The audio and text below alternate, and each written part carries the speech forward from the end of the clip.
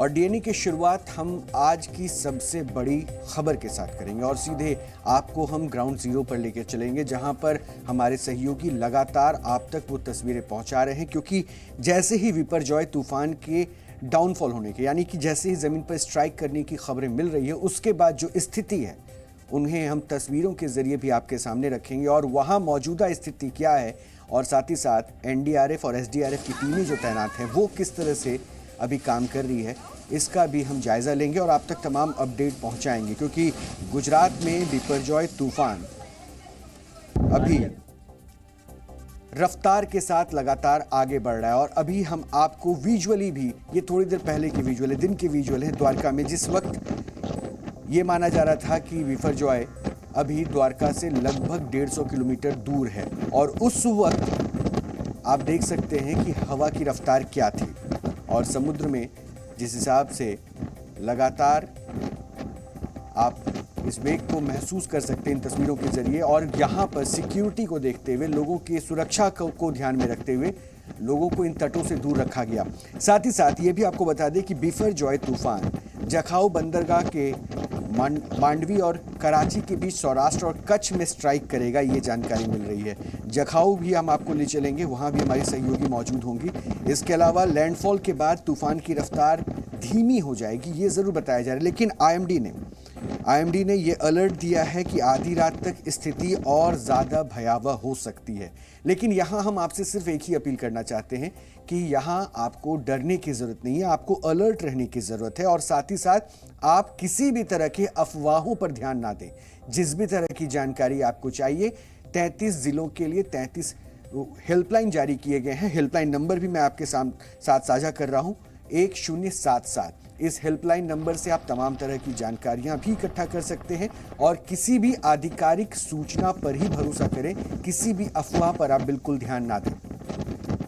अभी तक जो जानकारी है उसके मुताबिक जूनागढ़ और मोरबी में सबसे ज्यादा इस बिपरजॉय का असर देखने को मिलेगा और 1 लाख से भी ज्यादा लोग हैं जिनको शिफ्ट किया गया, यानी सुरक्षित स्थानों पर उनको ले जाया गया है। ये संख्या 1 लाख से भी ज्यादा बताई जा रही है।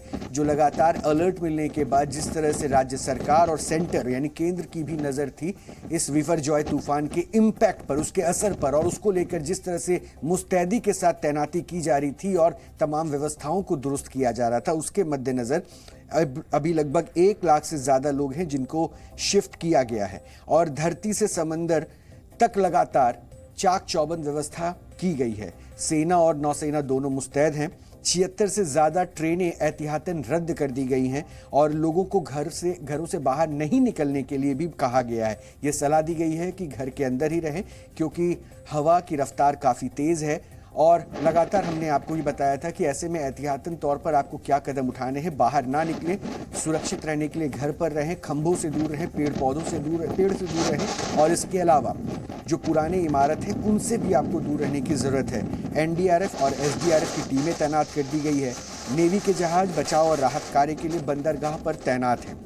सबसे अहम जानकारी जो हम आपको इस वक्त भी बता दें कि गुजरात में लगभग 40 से ज़्यादा बड़े और छोटे बंदरगाह हैं और यहाँ पे आयात और निर्यात का काम होता है और अरबों का माल आयात और निर्यात होता है और ऐसे में ये इम्पैक्ट बंदरगाहों पे लगातार जो दिख रहा है उसके मद्देनज़र उसके आसपास के जो क्षेत्र है वहाँ पर लोगों को एहतियातन सुरक्षित रखने के लिए ये कदम उठाए गए हैं। इसके अलावा आपको ये भी बता दें कि पेट्रोल वाहन और 4 फास्ट पेट्रोल वाहन गुजरात में तैनात भी किए गए हैं। समंदर में 8 इंटरसेप्टर नाव भी हैं और 8 डॉर्नियर के साथ साथ एलएच को भी मुस्तैद किया गया है। एनडीआरएफ के महानिदेशक अतुल करवाल ने यह जानकारी भी साझा की थी कि 18 एनडीआरएफ और 12 एसडीआरएफ की टीमें गुजरात में तैनात हैं और 15 टीमें वो हैं जो स्टैंड बाय में रखी गई हैं। स्थिति का लगातार जायजा भी लिया जा रहा है और तमाम तस्वीरों के जरिए भी हम आपको मौजूदा स्थिति भी बताएंगे क्योंकि अभी ये बताया जा रहा है कि गुजरात के कई इलाकों में हवा की रफ्तार काफ़ी तेज़ हो गई है और बारिश भी काफ़ी ज़्यादा हो रही है।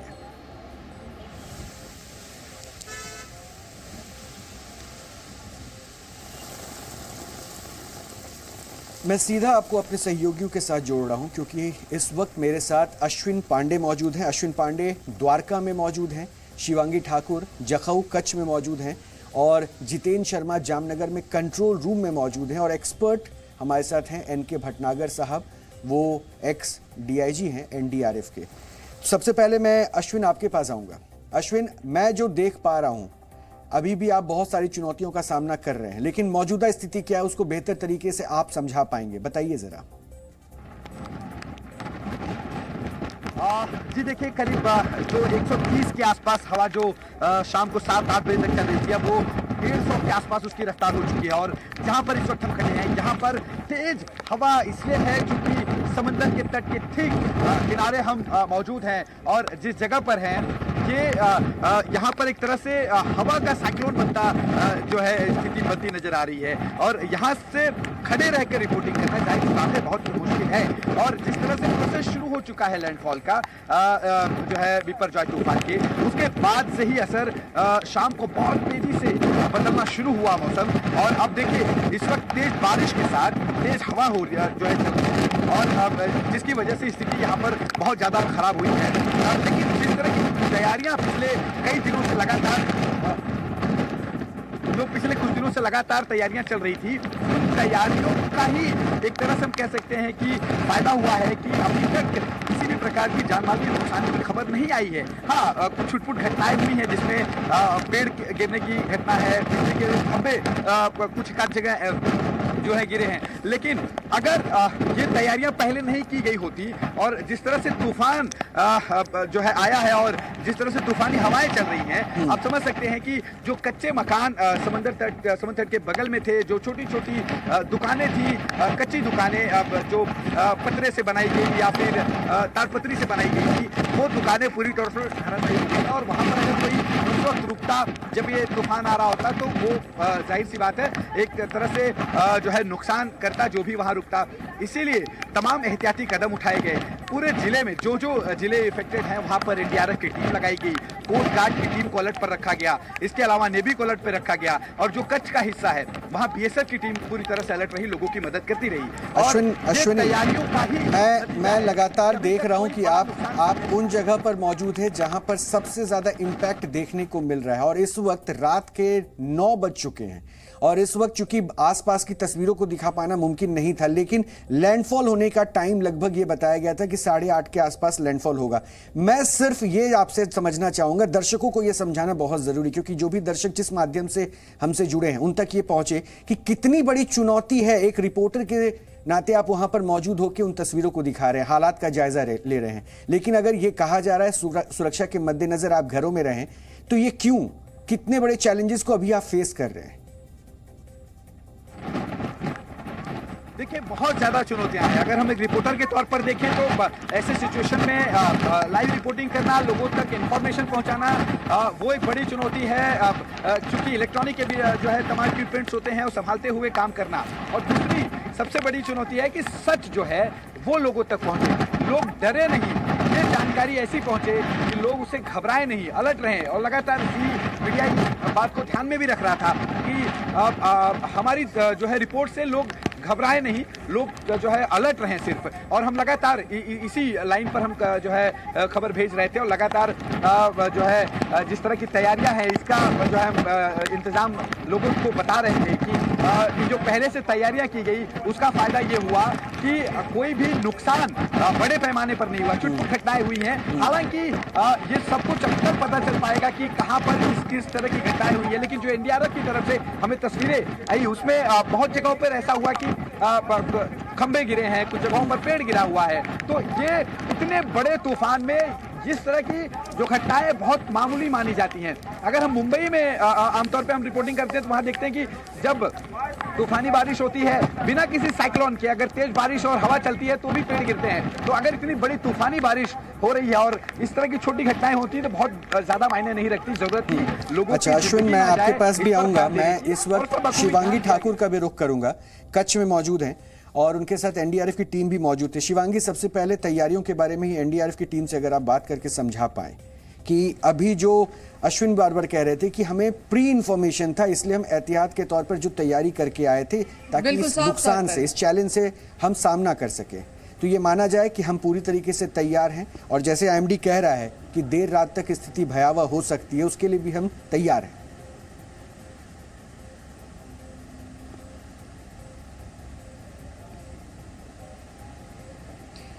देखिए, साफ तौर पर रोहित, इतने दिनों से जो तैयारियां चल रही थी उसका कहीं ना कहीं हमें यहाँ नतीजा देखने को मिल रहा है। एनडीआरएफ की तमाम टीमें ग्राउंड जीरो पर हैं और लगातार देखिए जो टीमें जगह जगह पर तैनात है वो तो काम कर ही रही है, लेकिन स्टैंड बाय पे बहुत सारी टीमें हैं और इस वक्त उन्हीं में से एक टीम हमारे साथ है। आप देखिए इन तमाम लोगों को एनडीआरएफ के नेचुरल डिजास्टर रिस्पॉन्स फोर्स की ये टीम है, देवदूत ही कहा जाता है इनको, और अपना इक्विपमेंट और सब कुछ लेकर इन्होंने यहाँ तैयारी पूरी कर ली है। क्योंकि देखिए कभी भी कॉल आ सकता है और कभी भी इन्हें उस लोकेशन पर जाना पड़ सकता है। अभी भी बाहर मूसलाधार बारिश हो रही है, तेज हवाएं चल रही है। और जरा हम दिलीप सर से बात करना चाहेंगे जो इस टीम को लीड कर रहे हैं। सर, आप लोग ये बताइए कि स्टैंड बाय मोड पर आप लोग हैं, क्या इन्फॉर्मेशन अभी तक आप लोगों को मिला है, कब आप लोगों को कॉल आएगा और कब आप लोग यहाँ से जाएंगे, कोई जानकारी? नमस्ते मैम, हमारी एनडीआरएफ की टीम कच्छ डिस्ट्रिक्ट में तैनात है। यहाँ कच्छ डिस्ट्रिक्ट की बात की जाए तो यहाँ पर टोटल 6 टीमें तैनात है और हमारी टीम जो भूज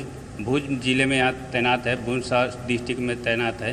तो यहाँ पर कोई भी ऐसी आपदाएँ आती है तो तुरंत हमारा टीम एक्शन करने के लिए तैयार है और हमारा साजो सामान गाड़ी में लोड है और विदिन 3 मिनट के अंदर हमारी टीम बाहर निकल जाएगा। सर, कुछ सामान यहाँ हमें भी दिख रहा है, थोड़ा सा आप एक्सप्लेन, इस तरफ आ जाइए और एक्सप्लेन कर पाएँ कि क्या क्या चीज़ें जो हैं एनडीआरएफ तुरंत लेकर मौके पर पहुँचती हैं। जैसे अभी साइक्लोन की बात की जाए तो अभी साइक्लोन में जैसे फ्लड भी आ सकता है, बारिश आदि हो सकती है, तो हमारे पास लाइफ जैकेट है जी, जो नॉन स्विमर जो स्विमिंग नहीं करना जानते हैं उनको भी उस पहनाकर हम आसानी से एक जगह से दूसरे जगह वाटर में ले जा सकते हैं। ये लाइफ जैकेट, ये लाइफ बॉय है जो कि वो भी नॉन स्विमर के लिए, वो नहीं स्विमिंग करना जानता है, यदि समुद्र में फंस गया, कहीं नदी में फंस गया तो हम लाइफ बॉय के माध्यम से भी उनको, और कटर भी हम जैसे CSSR में जैसे पेड़ गिर गया कहीं जगह ऐसा, हमारे पास चैनसा है जो कि हम आसानी से रास्ता जो ब्लॉक हो जाता है, आवागमन वाहन का आवागमन रुक जाता है, तो उसको हम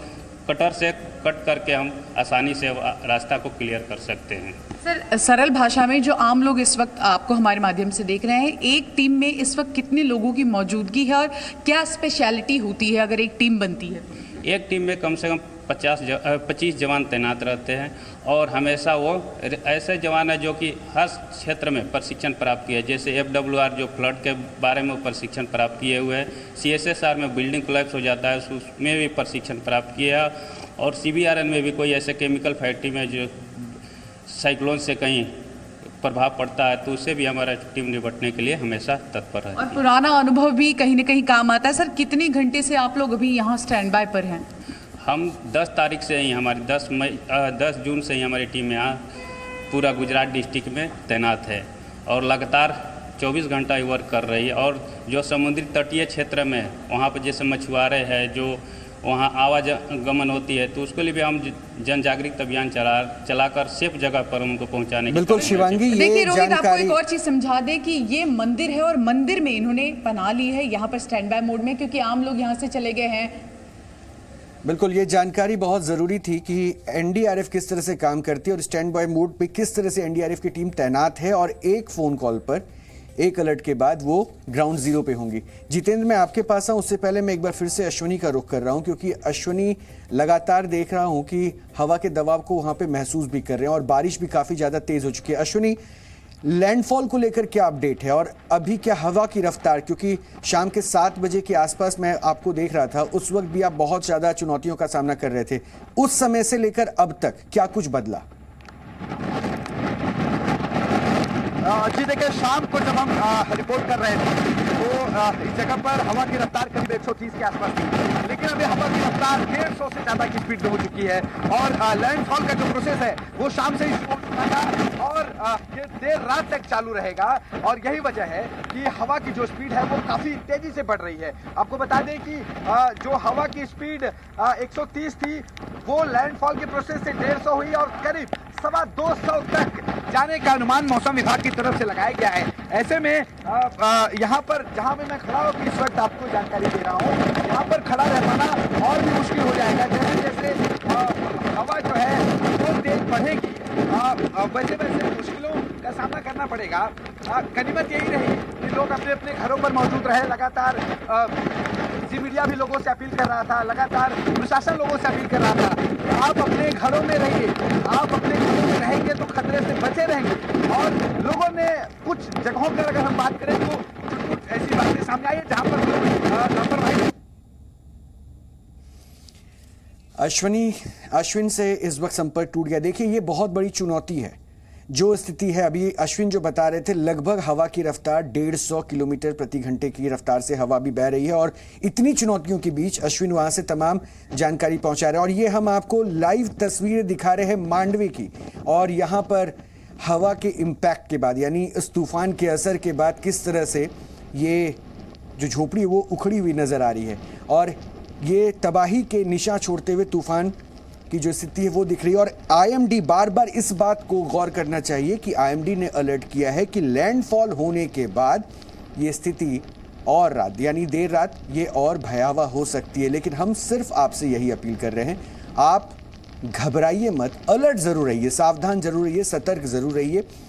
और जो भी जानकारी है हम पूरी कोशिश कर रहे हैं कि आप तक हम पहुंचाएं और आप तक किसी भी तरह की पैनिक सिचुएशन से आपको बाहर निकालने के लिए हम बार बार ये भी आपको बता रहे हैं कि सुरक्षा के जो इंतज़ाम किए गए हैं, जो अलर्ट पे टीमें रखी गई है, वो किस तरह से मुस्तैद है और वो किस तरह से काम कर रही हैं। 1 लाख से ज़्यादा ऐसे लोग हैं जिनको सेफ प्लेस पर शिफ्ट किया गया है, यानी सुरक्षित स्थानों पर उन्हें पहुंचाया गया है।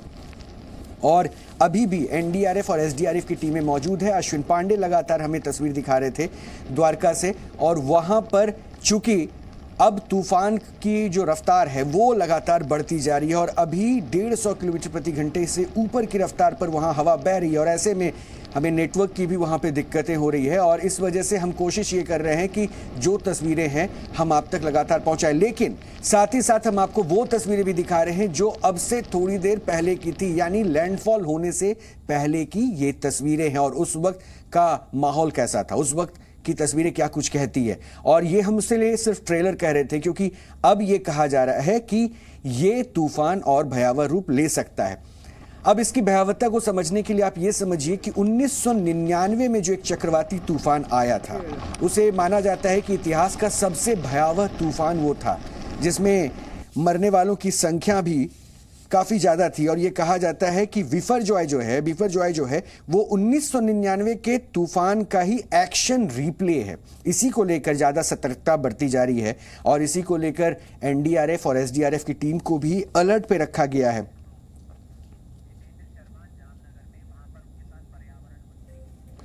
जितेंद्र शर्मा हमारे साथ मौजूद हैं जामनगर से और उनके साथ पर्यावरण मंत्री भी मौजूद हैं। जितेंद्र, मैं बिना देर किए आपसे ही समझना चाह रहा हूं, क्योंकि मंत्री जी भी इस वक्त मौजूद हैं, तो क्या अभी वो जायजा ले रहे हैं कि किस तरह से व्यवस्था की गई है और वहां पे मौजूदा स्थिति क्या है?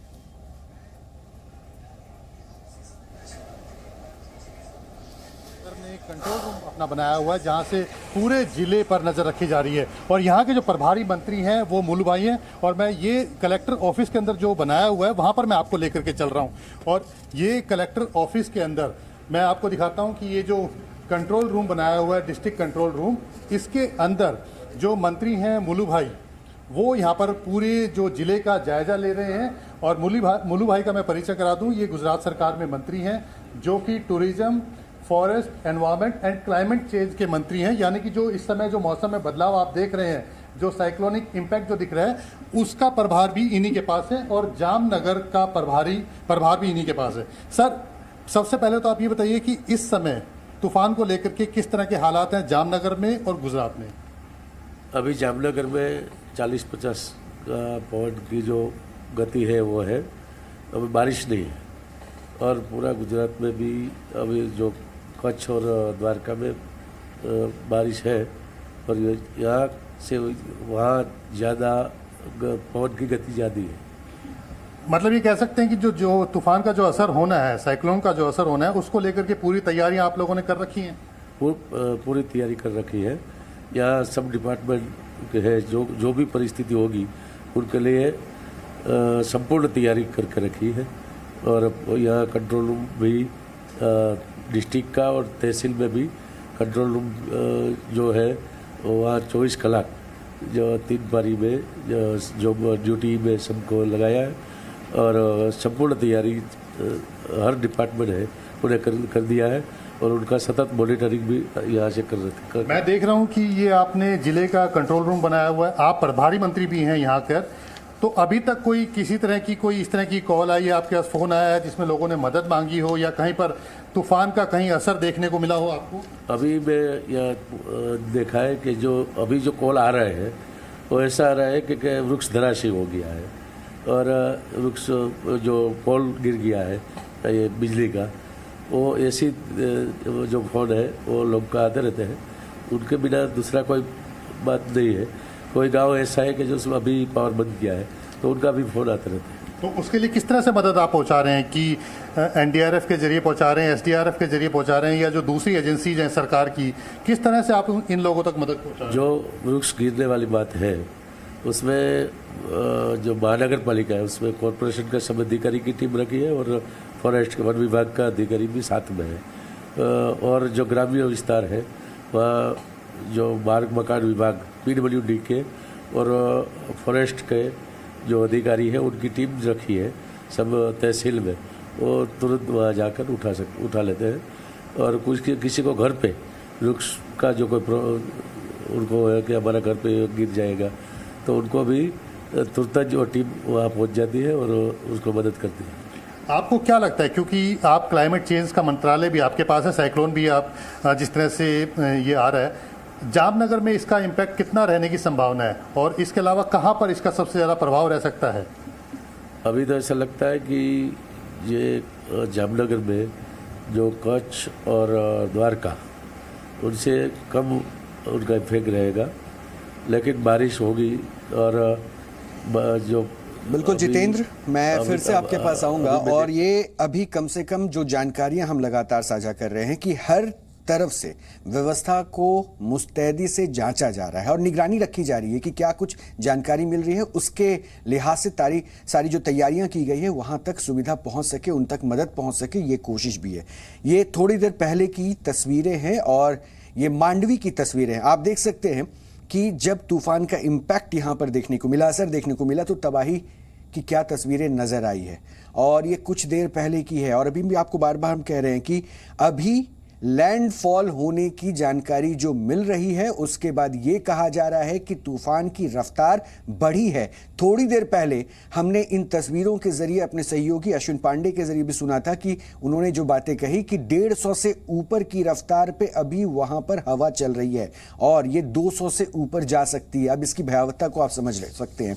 और जैसे कि थोड़ी देर पहले हमने कहा था, क्योंकि अभी आपने सुना जलवायु परिवर्तन एक बहुत बड़ी वजह है और इस वजह से ये तूफान आया है, लेकिन अरब सागर में ये जलवायु परिवर्तन का असर अब बहुत ज़्यादा दिखने लगा है और ये शायद आपके और हमारे लिए बहुत ज़रूरी है कि हम अपने आप में ही प्रकृति के साथ जो खिलवाड़ हो रहा है उसको लेकर सतर्क हो जाए। क्योंकि आपकी जानकारी के लिए मैं ये बता दूं कि अरब सागर का तापमान लगभग 1.2 डिग्री से लेकर 1.4 डिग्री तक बढ़ चुका है और अरब सागर का सतह एक वक्त ठंडा होता था और इसी बढ़ते हुए तापमान का असर ये हुआ कि चक्रवाती तूफानें अरब सागर में बहुत ज़्यादा उठने लगी है। बंगाल की खाड़ी में ये असर दिखता था, लेकिन आप जिस विपरजॉय तूफान के बारे में लगातार जानकारी इकट्ठा करना चाहते हैं, जिन तस्वीरों को आप देख रहे हैं थोड़ी देर पहले की और मौजूदा वक्त की भी तस्वीरें मैं आपको दिखा रहे हैं, ये उस वक्त की तस्वीरें आप देख रहे हैं जिस वक्त तूफान लगभग 100 किलोमीटर से ज़्यादा की दूरी पर उस तटीय इलाके से था। द्वारका से उस वक्त की दूरी लगभग 100 किलोमीटर से ज़्यादा की थी और अब तट के आसपास के लगभग 10 किलोमीटर के जो गांव हैं उन्हें खाली करा लिया गया है। Z News.